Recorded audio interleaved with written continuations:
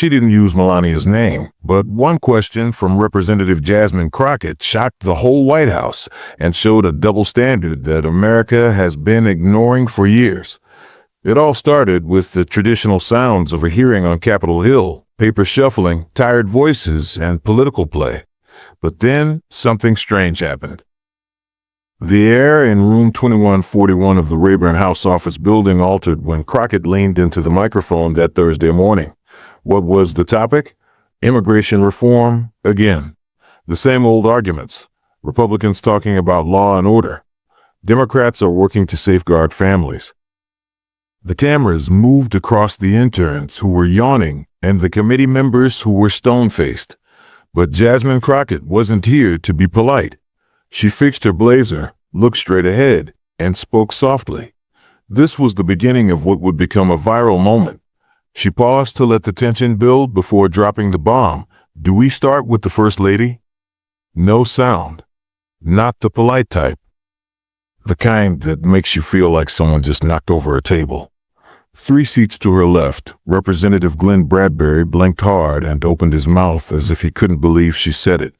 On the Republican side, whispers turned into soft rustling. The papers moved around. Someone put their hand over their mouth to cough. Was that a laugh? The closed captioning on C-SPAN caught up, and the phones in the audience started to vibrate. A person from Nebraska looked up from her laptop with wide eyes and muttered, "Did she just say Melania?" Crockett didn't say it again. She didn't have to. She drank some water, looked down at her notes, and let the moment last. Paul Gentry, the representative who was in charge of the meeting, cleared his throat to try to get things back on track. "Let's keep the conversation polite," he said, partly to Crockett and partly to the cameras. But it was too late. The cameras got it. It was on the internet. It took less than 2 hours for the hashtag Deport Your Migrant Wife to become popular and make national news. But the room was quieter. Gentry tried to move on, but the next Arizona delegate looked put off too, as he stammered through his speech on visa quotas. Jasmine Crockett did not grin. She wasn't bragging. She looked exhausted but concentrated, knowing exactly what that one line would do. Democrat Molly Kincaid from Oregon leaned over and whispered to Crockett, "That's gonna explode." Crockett didn't turn her head and said, "Good," and it did burst. On the other hand, Bradbury wrote something down on a notepad, ripped the page out, and gave it to his aide. A Republican staffer sneaked out the side door a few seconds later, already on the phone. The party had to make a choice. Should they answer, or would that only make the thing that no one wanted to talk about even more obvious? Reporters were already gathering outside the building. Lex Torres, a freelance writer, was live streaming and said she didn't name names, but we all know who she meant. And look, everyone has read the news regarding Melania's visa problems. No one talks about it. Until now. Everyone in the hearing chamber understood that something important had just happened, but things were still going on as usual. You could feel the tension in the air. And what about Jasmine Crockett? She strode out of that room like she had finally uttered what everyone else had been too afraid to say for years. But things were already starting to become crazy outdoors. The storm hit less than an hour after the hearing in the West Wing. Donald Trump stood behind a chair in the private dining room next to the Oval Office. He held the top of the chair so tightly that his knuckles turned white. The flat screen on the wall kept playing Crockett's moment over and again. "Do we start with the First Lady?" Trump didn't flinch. He didn't even sit down. He only gazed at the television with his eyes locked on it, as if it had hurt him. One of his senior advisors, Hope Daniels, went up to attempt to calm things down. "We're writing a reaction to the press." "Just a quick, don't write anything," he said angrily. He never took his eyes off the television. "This woman just said that my wife should be sent back to her home country. She said that in front of everyone. Everyone in the room stopped talking. Nobody moved. Trump asked, where was Paul Gentry? Why didn't he put an end to this? It was evident that they were angry. He didn't care that Crockett hadn't really named Melania. She meant Melania, he said angrily. She didn't have to say her name. Everybody knows. The press secretary, Carla McNair, tried to talk him out of it. Trump said, "We don't just respond, we go big." Full court press, interviews, opinion pieces. I want someone to write that this is wrong, that she should be punished. The panic had become a plan. They were getting ready for a battle inside the White House, but they couldn't stop the increasing flood of popular opinion. The story was all over the place by the time the evening news came on. The same story was on major news sites, but with various angles. Some people thought Crockett's comment was irresponsible, while others thought it was brave. The common thread was clear. The Trump administration had anticipated that Melania Trump's immigration timeline would stay buried, but it was brought back up. It was clear that there was irony. The administration had established its identity on severe immigration laws, but suddenly people were asking about the First Lady's own immigrant history. How did she go from being a model in Slovenia to becoming a citizen of the United States? And what about those problems with visas? Clive Renshaw, an independent journalist, found old press releases and interviews. Melania came to America in 1996. She insists she had the necessary visa, but we know she did paid modeling work before she got a real work visa. That's against the rules, even though it's a tiny one. And would she have been sent back to her home country if she weren't the First Lady? The internet went crazy. People on Twitter and Reddit posted about the double standard. A mother from Phoenix, Arizona, tweeted a TikTok that went viral. "Why did my husband get deported for overstaying his visa by 6 weeks, but Melania gets to stay?" The video got 10 million views in just one day. That night, CNN and MSNBC and other news outlets looked into the problem more closely. Former immigration lawyers talked about the cruel double standard they had observed for years. One said, "I've seen mothers deported for using the wrong social security number for a cleaning job." We're talking about two different rules here. Fox News, on the other hand, called the attack small and unimportant. But even on conservative talk shows, the questions began to emerge. If she broke the law, why isn't she being punished? One caller asked. The MC stammered and then swiftly moved on to another topic. The story was in the papers the next morning. "Who deserves a second chance?" asked the top page of the St. Louis Sentinel. Underneath it, there was a phrase that said, "If Melania Trump gets one, why don't we?" Even if they tried to ignore the problem, the discourse had already changed. Everyone could now see the double standard that had been silently ignored for years. She claimed that simply made things worse because now it wasn't just about one woman's visa story. It was about something far broader, the bigger topic that the administration had always tried to avoid. How do you justify deporting individuals for faults made by your own family? It couldn't have come at a worse time. ICE has just said that there would be more raids in California. People were already sharing pictures of crying kids, locked residences, and scared workers. And what about Melania? She didn't say anything. No statement. No tweet. Not in public. That quiet? It just made folks wonder more. Celine Ward, a political consultant from Columbus, Ohio, said it best on a podcast. "This isn't about whether Melania should be deported. Of course she shouldn't. But the point is, why does she get grace and not others?" And just like that, the talk changed. While the country was talking about fairness, Jasmine Crockett was getting ready to speak again. This time, she was going to say everything she wanted to say. It began with a single clip that was only 13 seconds long. But in less than a day, it had been cut, captioned, remixed, and sent blazing across the internet like a fire in a parched canyon. By midnight, the hashtag #DeportYourMigrantWife had become the most popular on X, previously Twitter, beating out news about celebrities and world events. People with a lot of followers shared it again. People that work for immigration rights shared it again. Even people who didn't like Jasmine Crockett knew her face, her voice, and the exact tone she used when she asked, "Do we start with the First Lady?" But it wasn't simply activists and reporters that paid attention. During her lunch break, a teacher at a high school in Burbank made a reaction video. A cashier in Wichita recorded a TikTok video outlining how her uncle was sent back to Mexico because he didn't fill out a form on time. There were whole channels on YouTube that popped up overnight, going through Melania Trump's immigration trip like a crime scene. Not everyone agreed with the reactions. Conservative voices fought back forcefully. White Rucker, a talk show presenter, went on a 10-minute rant saying that Crockett had unprovokedly attacked a graceful woman who had come to the U.S. legitimately. But that rant, he didn't get the answer he was hoping for. The internet focused on one line. Melania's story is different. She married a successful American, and that made all the difference. People didn't let that go. People were shocked in the comments. So marriage breaks the rules? One commenter added their own story. My sister married a citizen and still got deported. Another user said, tell that to every immigrant couple ICE tore apart. Even comedians who work late at night got involved. The host of the Steve Ramirez show started his monologue by saying, so apparently if you break immigration laws but marry a billionaire, it's patriotic. But it's against the law to break the law to feed your family. That makes perfect sense, right? Laughing. Clapping. Then there was a solemn period of silence before Ramirez said, this isn't a joke for everyone. People lost everything because of this double standard.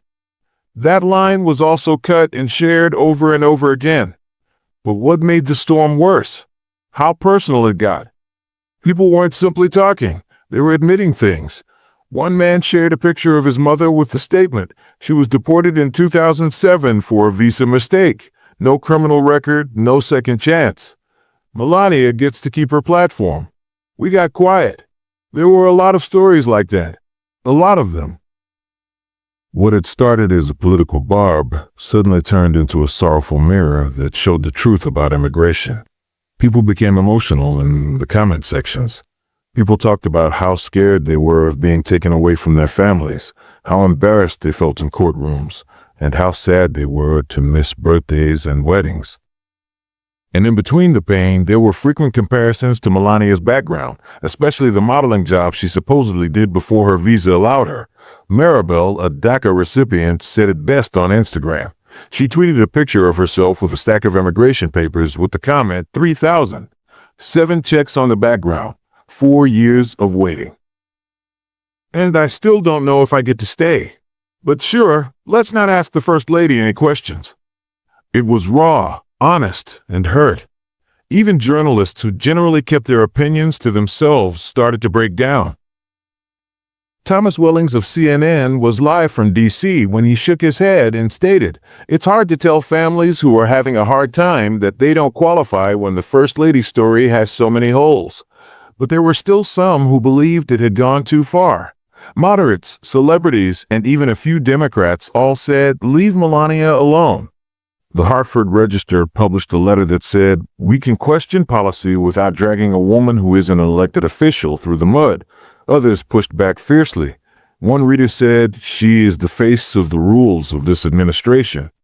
We need to talk about who doesn't get a pass if she does.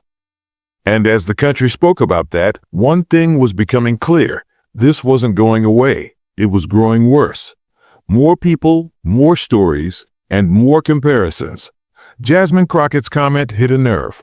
And now it was too late to pretend that nerve wasn't showing. But Crockett was sitting quietly in a hotel room in Baltimore, ready to break her silence, while the online world kept going on. And she wasn't going to keep anything from him.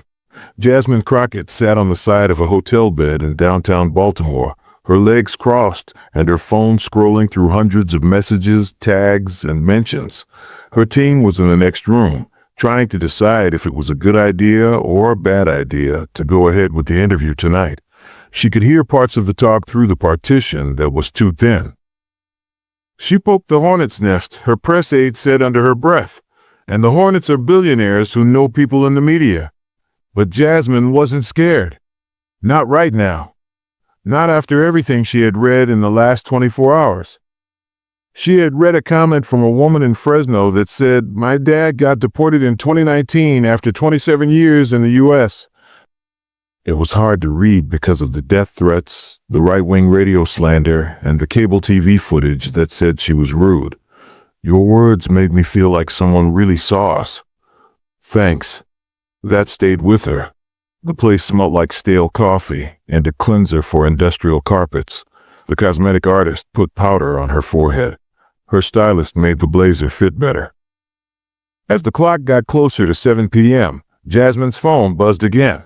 This time, it was a message from a member of the Congressional Black Caucus saying, "You're not wrong. Just be ready for the storm." She already was.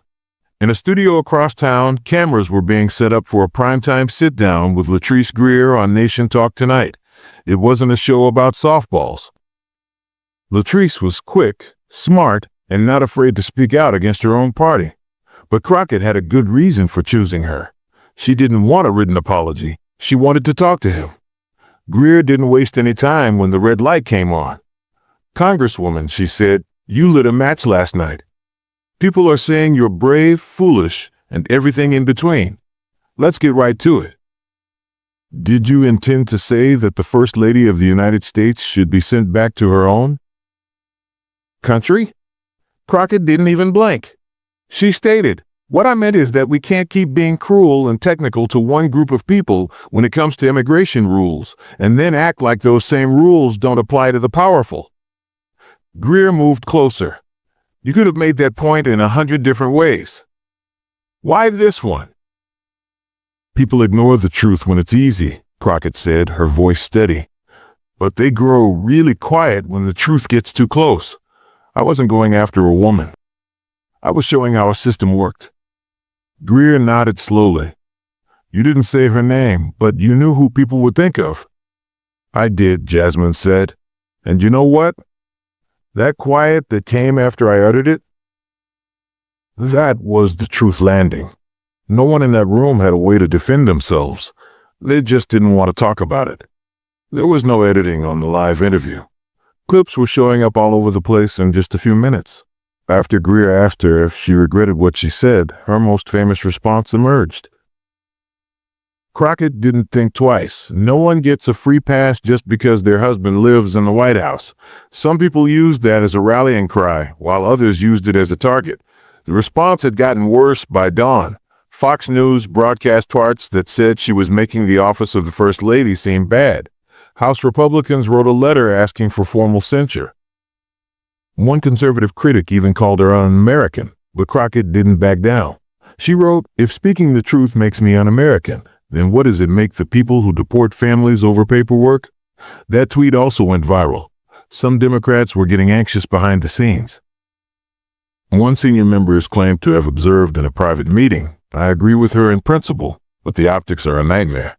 Another younger representative said, "Maybe it's time we stop worrying about how things look and start worrying about people in public." The response was loud and split. People at a rally in Cleveland yelled Crockett's name and held up placards with the names of their loved ones' immigration cases on them.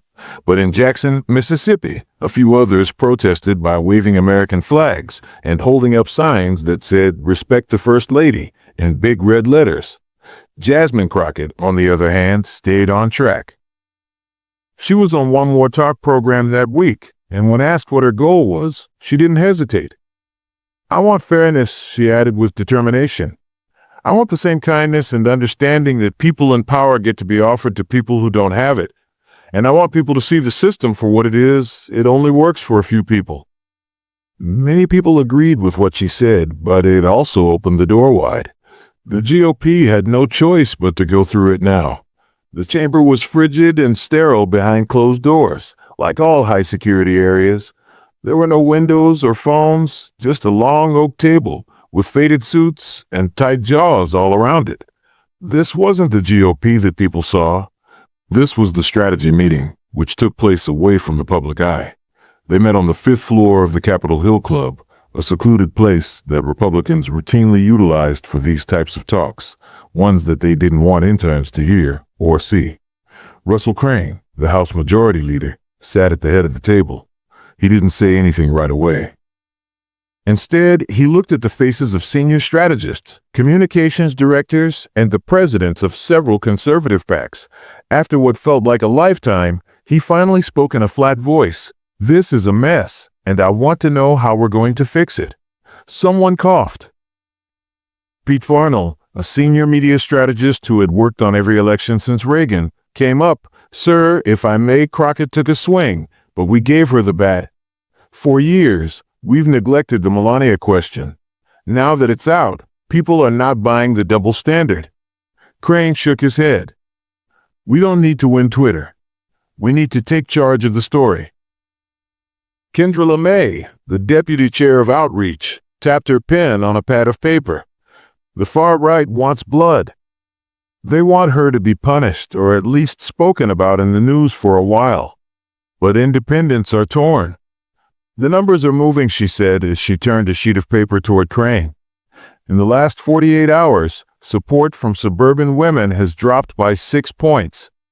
People aren't outraged about Crockett's tone. They're wondering why Melania's story was never told in the first place. Crane leaned back and let out a loud breath. Is there anything we can do to stop that? Anything real? That's when Dominic Rain, the party's Ethics Review Committee's legal advisor, stood out.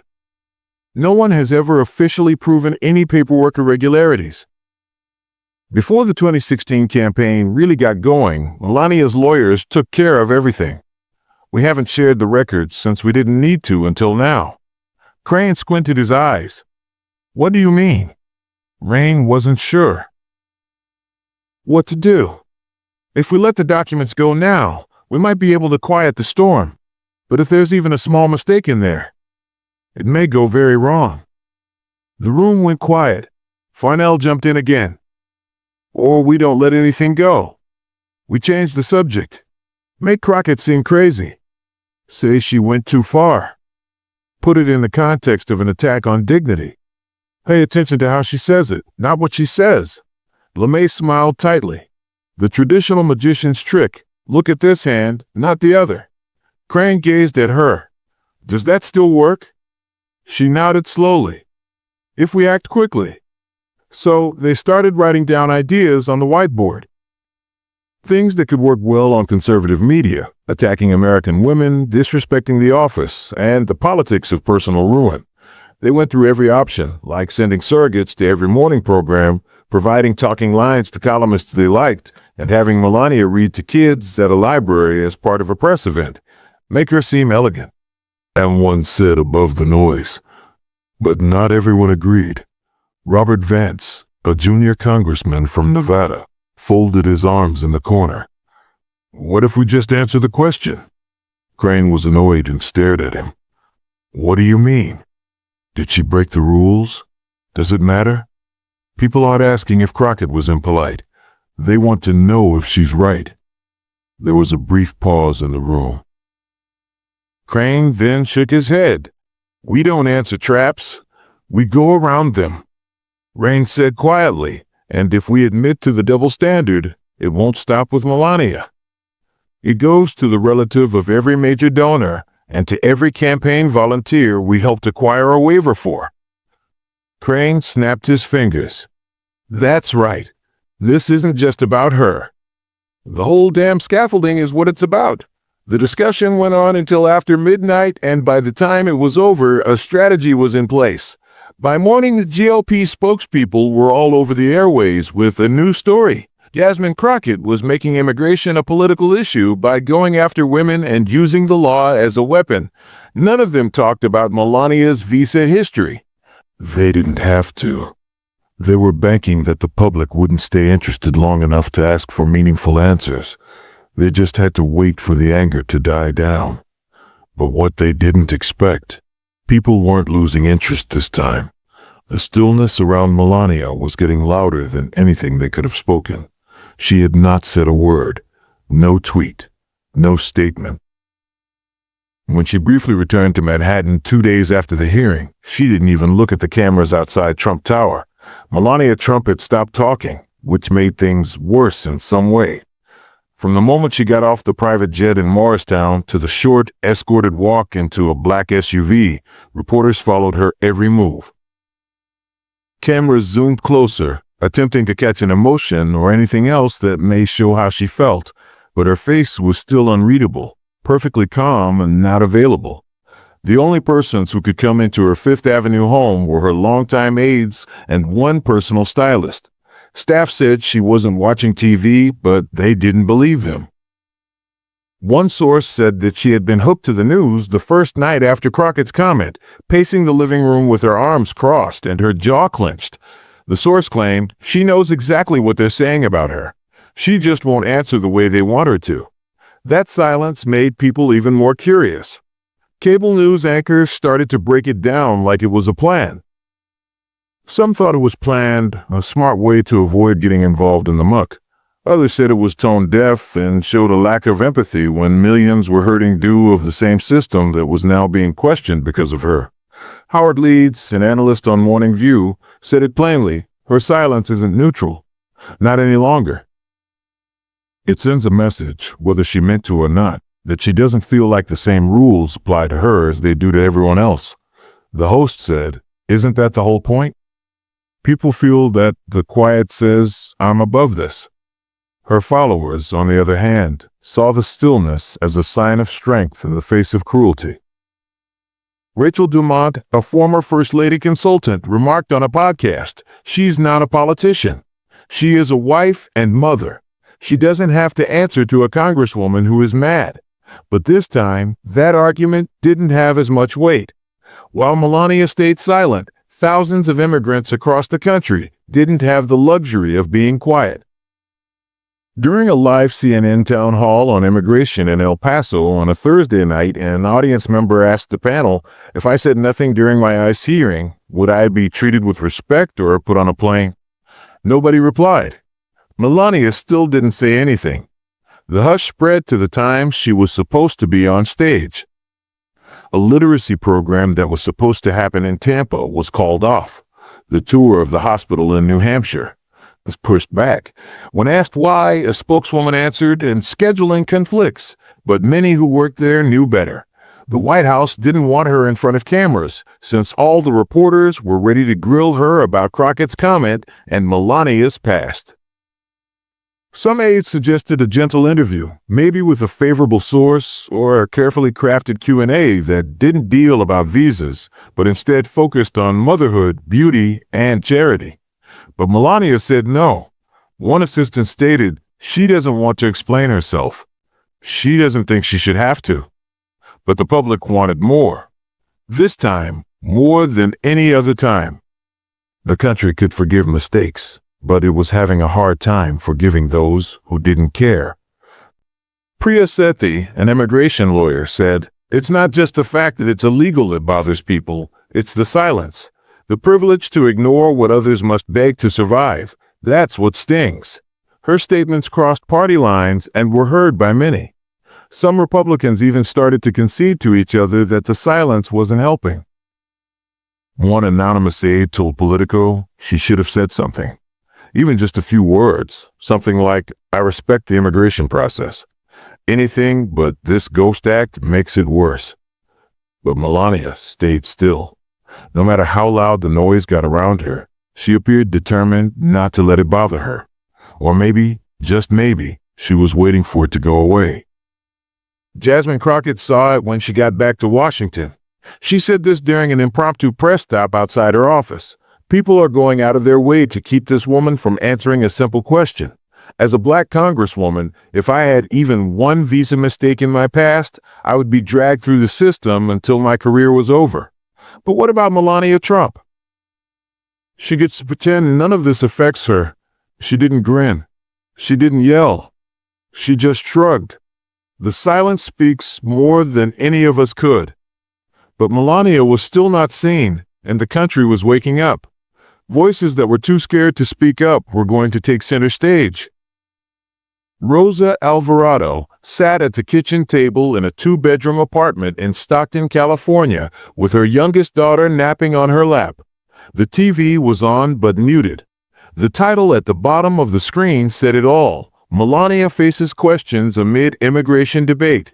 Rosa wasn't an activist. She didn't even like to talk about politics. She worked at a food processing company for 12 hours a day, 6 days a week. But when she saw Crockett's remarks on a friend's Facebook page, she said one word out loud: finally. Because her husband, Daniel, had been sent back to his own country 5 years previously. No criminal history, no warning. ICE had come to their house before daylight because they had one expired document, an old address and social security number on a renewal form. It was hard to overlook the picture of Melania Trump appearing at fashion shows in the late 90s when she was working before her visa allowed it. Rosa had begged for years to keep her family together. Nobody had given her grace. She wasn't by herself. A father of 3 who ran a successful roofing business in Albuquerque shared a video from his driveway. He said, "I'm not saying she should be deported. If her name were Maria and she were from Mexico instead of Slovenia, none of us would know her, because she wouldn't be here." Within hours, the video had gone viral. What began as an online argument has turned into a national self-examination. When the country looked in the mirror, it saw 2 immigration systems, one that was strict and brutal, and the other that was soft and quiet. Leaders of the church spoke up. Lawyers who work on civil rights. There are even some retired immigration judges. On a public radio show, retired Judge Lyle Romero said, "I've had to deport teens for technical violations. I cried while signing those orders. You think I wanted to? But the law doesn't bend unless you have power." Politicians were finding it harder to stay quiet. People were calling in. Readers were writing emails to local newspapers asking for more information, not just about Melania's story, but also about the flawed system it showed. Congressman Brent Galloway, a moderate Republican, was in a town hall in Toledo, Ohio, when a woman cornered him and asked, "Do you support deporting spouses for minor violations?" He thought about it for a moment. He responded, "It depends on the case." She shot back, "So it's a case if it's Melania Trump. But if it's my sister, it's just the rules?" People in the room clapped. The event was covered by local news and later by national news. At the same time, protests and vigils started to happen all around the country. But these weren't angry riots or demonstrations for a political party. They were peaceful, respectable families holding posters with names and dates, pictures of loved ones who had been taken out of the U.S. for the same kinds of things that Melania was now accused of getting away with. A group of people outside the courthouse in Dallas held signs that said, "Where's her notice to appear? One law, one standard. Say her name." Jasmine Crockett wasn't directly causing these situations, but she had definitely become a symbol. Her office got thousands of emails, some angry, some encouraging, and many just telling their own tales. "You broke something open," one woman wrote. Cable news tried to change the subject, but the topic wouldn't go away. Whenever someone tried to get people to pay attention to foreign affairs or economic policy, another viral video would come out. Another voice said, "I did what I was told." Why did? It only worked for them? Even the kids of immigrants were speaking out. A high school senior called Layla presented a speech during her class's government debate in Sacramento. She said, "My mother had been turned down for a green card 3 times. I was 10 when they took her away. Why does the First Lady receive a break if that can happen to us? Is that what makes us Americans?" Who we marry. Her teacher made a video of it. Her friends at school shared it. During a primetime segment, CNN showed the tape 3 times. This was no longer just Crockett's story. It wasn't Melania's either. Now it belonged to the people, the ones who had silently and discreetly absorbed the weight of immigration policy without cameras waiting outside. But even if America was starting to ask the correct questions, the political pressure was starting to build. Someone was going to break down sooner or later. The initial poll data came in discreetly, late on a Sunday night, under stories about the economy and trade with other countries. But people who worked there noticed right away. In just 48 hours, Trump's support rating among independent voters fell by 4 points. Even worse for his team, Latino and Asian American voters, who they had been striving hard to win over before the next election, had lost faith in the administration's immigration policies by double digits. To put it simply, the silence wasn't working anymore. Things were no longer calm within the West Wing. The briefings were more to the point. The temper is shorter. In the hallways, staff members didn't look at each other. Melania still hadn't said anything, but people were no longer seeing her silence as calm. It was beginning to feel like evasion. "She isn't running for office," one aide said under her breath. "But somehow, she's the one who is going to sink the ship." A strategy meeting in the Roosevelt Room went on until late at night. After the fourth draft of a press release was turned down, Communications Director Carla McNair banged her hand on the table and said, "We're playing defense on something we should have buried 6 years ago." She said angrily, "Why didn't we get ahead of this?" No one said anything. Then Deputy Chief of Staff Colin Fry stated what no one else wanted to hear in a voice barely above a whisper, because we thought no one would ever have the guts to say it out loud. Jasmine Crockett did. And suddenly, the country wasn't deaf to it. Trump, on the other hand, was getting anxious, not about the polls, which were someone else's job, but about how often people were asking him about Melania. During what should have been a simple campaign stop on the tarmac in Charleston, a reporter yelled, "Do you think your wife's immigration history is fair game?" Trump turned, mouth clenched, and hissed into the mic, "Low blow," a complete lack of regard. "She's done more for this country than that congresswoman ever will." He didn't answer any more questions. That video should have stopped the talking. But instead, it made things worse. It wasn't about Crockett anymore. It was about what Trump didn't say. He didn't say the claim wasn't true. He didn't make her visa status clear. He didn't even try. Political talk shows broke it down frame by frame. "Notice," one host added, "he didn't say she followed the rules. He said it was rude to inquire." People in the public noticed that. A waitress named Colleen poured coffee for 2 regulars at a diner south of Kansas City while the morning news played on the radio. One of them said, "I'd have to show receipts if I got audited." "Why can't she?" Colleen nodded. "It's not about hate. Everyone should follow the same rules." That feeling was spreading faster than any marketing could keep up with. Even among Republicans, things were starting to fall apart. Utah Congressman Eli Brogan went on a local station and made it clear that he did not agree with the First Lady. "I support the president, but I also think that being open is important. Show the papers if you have nothing to hide. Let's keep going." That night, the whole clip was shown. He got a call from somebody close to Trump. It wasn't nice. But Brogan wasn't by himself. A small number of GOP members were starting to think that staying silent was a bad idea. The midterms were coming up. People were talking to each other, and the idea of unconditionally protecting someone who wouldn't talk was starting to sound like lousy math. Crockett, on the other hand, was still serene, still careful. She didn't give the journalists too much information. She didn't show off. But when she was questioned on the radio in St. Paul if she had any regrets, she said, "No, I didn't say anything bad. I said something true." Then she stopped. And if being honest makes people uncomfortable, maybe they should think about why. People shared clips from that interview all over the place, like in grocery store parking lots, barbershops, and PTA meetings. Things started to change. People weren't just responding anymore. They were thinking about fairness again, not their party or their beliefs, but what fairness really looks like and who it really protects. There were 2 more tweets saying, "She's not wrong," for every angry message calling Crockett a shame. Why does the system bend for some people? The stakes had changed. This wasn't about taking shots at politicians.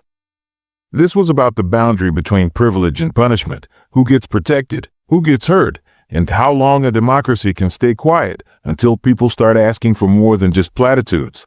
But when the strain got too much, everyone looked at Melania again, wondering if she would finally say something or if someone else would have to say it for her. She never did the interview. Not to Vogue, Fox and Friends, or even the nice conservative anchors who said they wouldn't ask hard questions. During the storm, Melania Trump didn't say anything. There was no statement, post, or smile before the cameras during the censure effort, the protests, the op-eds, the hashtags, and the polls. And maybe that was the answer in the end. Sometimes, not saying anything is louder than everything you could say. The news cycle had changed by the 3rd week. Like it always does. A new scandal in a different state. A crisis in another country. The country lost interest. As anticipated. But this time was different. The talk hadn't stopped. It had gotten comfortable. It became a topic of controversy in classrooms. It became panel discussions in community centers. Teachers used Crockett's question to get the class started. What makes a rule fair? In civics class at a public high school in Denver, a junior named Jordan stepped up and stated, "My aunt got deported for signing the wrong name on one form. She was so scared of making a mistake." And what about this lady? No one cares what kind of visa she had. The teacher didn't stop him. Nobody laughed. After then, there was a polite silence. Thoughtful. That week, immigration lawyers said they got a lot more calls from families asking about past cases.